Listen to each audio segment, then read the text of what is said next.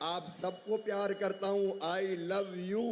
राजनीति के मंच पर आज नजारा कुछ अलग था, जहां भाषण में दिखी भावनाएं, किसान की मेहनत की बात हुई और रहस्य ये रहा कि माइक से अचानक निकल पड़े 3 शब्द, आई लव यू। यहाँ उपस्थित मेरे सभी बहनों, भाइयों, भांजे, भांजियों, दोनों हाथ जोड़ के आप सबको प्रणाम करता हूँ, आप सबको नमस्कार करता हूँ।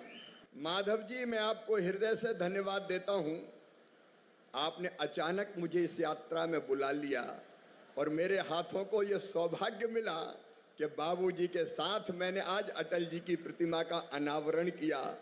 पहले तय नहीं था, लेकिन अचानक मुझे कहा कि आना है।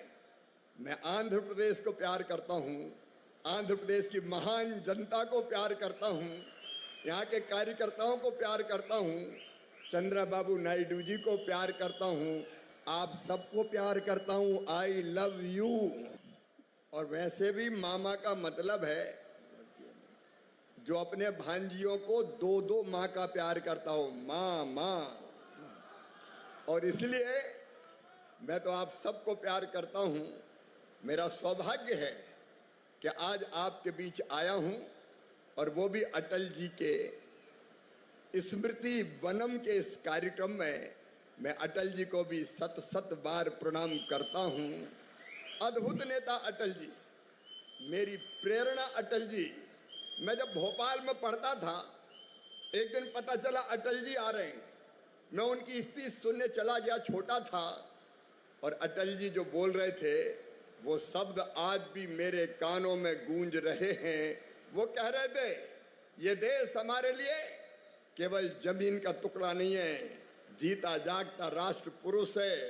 हिमालय इसका मस्तिष्क है, पंजाब और बंगाल इसकी 2 विशाल बाहुएं हैं, दिल्ली दिल है, विंध्याचल कटी है, नर्मदा करदनी है, पूर्वी घाट और पश्चिमी घाट इसकी 2 विशाल जंगाएं हैं, कन्याकुमारी इसके पंजे हैं, सागर इसके चरण पखारता है, सूरज और चंद्रमा इसकी आरती उतारते हैं।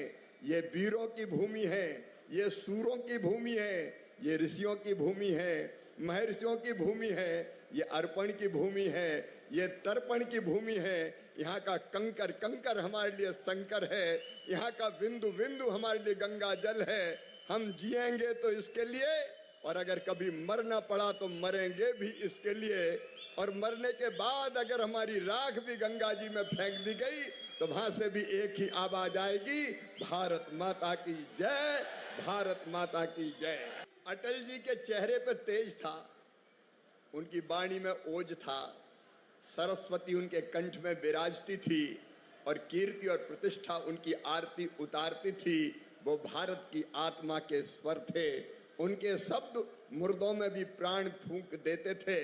उन्होंने पहले आजादी की लड़ाई में हिस्सा लिया, 1942 के स्वतंत्रता संग्राम में पत्रकार भी रहे, और पत्रकार से राजनेता जनसंघ के प्रारंभ से ही वो भारतीय जनसंघ से जुड़ गए।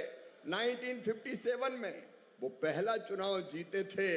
उनको उस समय प्रधानमंत्री तत्कालीन पंडित जवाहरलाल नेहरू भी बड़े ध्यान से सुनते थे, और नेहरू जी ने उसी समय कह दिया था कि ये नौजवान असीम संभावना से भरा है, ये किसी दिन भारत का प्रधानमंत्री बनेगा। लेकिन पंडित जी की और तत्कालीन सरकार की वो तीखी आलोचना करते थे, वो पार्टी की बुराई सह नहीं सकते थे। एक बार पंडित जवाहरलाल नेहरू जी ने जनसंघ की आलोचना की तो अटल जी ने कहा, पंडित जी मुझे पता है आप शीर्षासन करते हो, लेकिन मेरी पार्टी की उल्टी तस्वीर मत दिखाओ।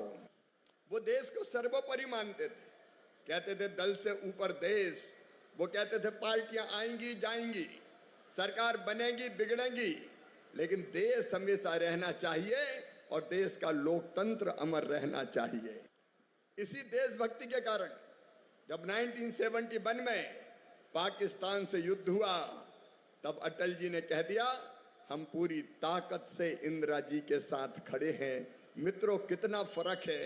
अभी ऑपरेशन सिंदूर हुआ, जब हमारी सेनाएं पाकिस्तान को जवाब दे रही थी, आतंकवादियों को नेस्त नाबूद कर रही थी, तब अभी नेता प्रतिपक्ष कमियां निकालने में लगे थे। मोदी जी, देश का नुकसान हो जाए लेकिन मोदी जी नीचा देखें, ये भाव आज था। लेकिन तब अटल जी ने कह दिया था, देश सबसे पहले। हम देश के लिए इंदिरा गांधी के साथ भी पूरी ताकत से खड़े हैं। भारत के विदेश मंत्री के रूप में उन्होंने भारत की एक नई छाप पूरी दुनिया पर छोड़ी। और तब जब नरसिम्हा राव जी को जरूरत पड़ी प्रधानमंत्री रहते हुए कि जिनेवा में भारत के प्रतिनिधिमंडल का नेतृत्व कौन करे, पाकिस्तान का कश्मीर के संबंध में प्रस्ताव गिराना था, तो नरसिम्हा राव जी को भी एक ही नाम याद आया, अटल बिहारी वाजपेयी। और अटल जी उस प्रतिनिधिमंडल के मुखिया बन के गए और पाकिस्तान को परास्त होना पड़ा, उसका प्रस्ताव गिर गया। नायडू जी द्वारा 25 साल पहले हैदराबाद में हाईटेक सिटी की नींव रखी गई थी, जिसने भारत के आईटी को एक नई क्रांति दी, एक नई दिशा दी। लेकिन नायडू जी रुकने वालों में से नहीं है।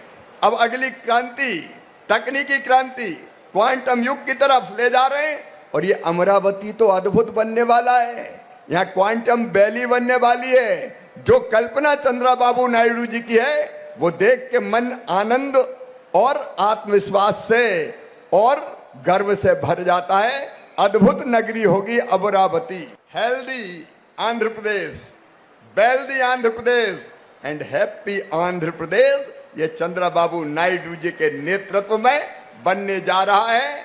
और उसमें भारत सरकार प्रधानमंत्री जी के नेतृत्व में जो सहयोग कर सकती है, हम कोई कसर नहीं छोड़ेंगे। कदम से कदम और कंधे से कंधा मिलाकर चलेंगे। एग्रीकल्चर और रूरल डेवलपमेंट में भी जो काम संभव है, आंध्र प्रदेश के लिए कोई कमी नहीं होगी।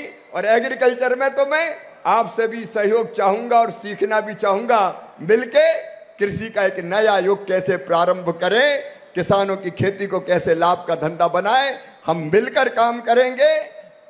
सर का पसीना जब माथे को आता है वो किसान है जो अपने दम पर फसल को उगाता है।